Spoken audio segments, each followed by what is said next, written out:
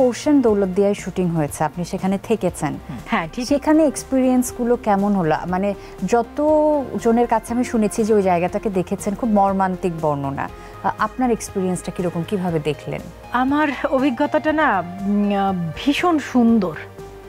সুন্দর বলতে আমরা 3 দিন ওখানে কাজ করেছি। সারাদিন মেয়েরা এসে আমার সাথে গল্প করছে, ওদের ঘর থেকে ধরো আচার নিয়ে আসছে, একটু চানাচুর মেখে নিয়ে আসছে খাবার জন্য। এবং শীতের সময় শুটিং হয়েছিল, আমার মনে আছে 2023-এর জানুয়ারির দিকে। আমি খুব বেশি গরম কাপড় নিয়ে যাই, মানে যতটা নিয়ে গিয়েছিলাম মনে হচ্ছিল যে আরও অনেক ঠান্ডা। তো ওরা ওদের ঘর থেকে ওদের গরম কাপড়, শাল, সোয়েটার বের করে দিচ্ছে।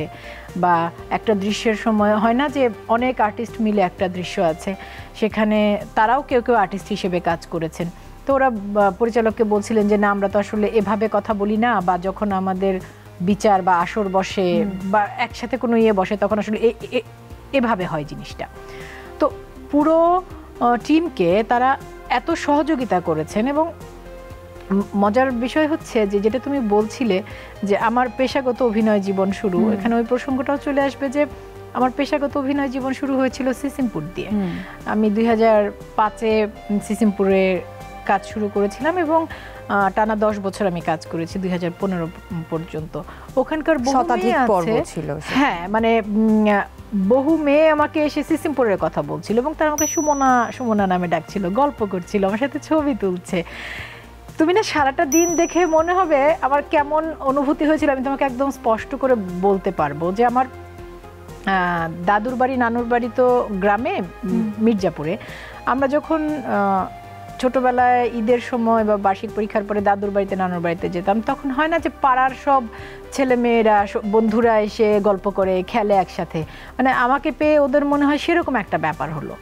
আর দিনে ওদের তেমন কাজ থাকে না, দিনে ওরা মানে একটু ফ্রি থাকে নিজেদের রান্না বাড়া, এবং সারাদিনের শুটিংয়ের সময়টা ওরা এসে পাশে থাকছে, গল্প করছে।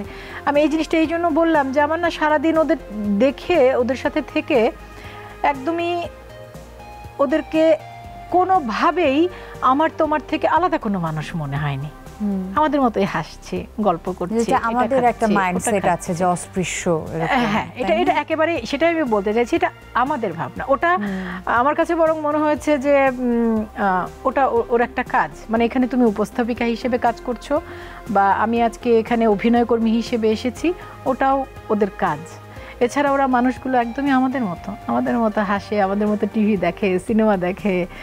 এবং ওদের ওখানে শাকিব খান ভীষণ পপুলার, মানে শাকিব খান সব জায়গায় পপুলার। হ্যাঁ, মানে এরকম আর কি।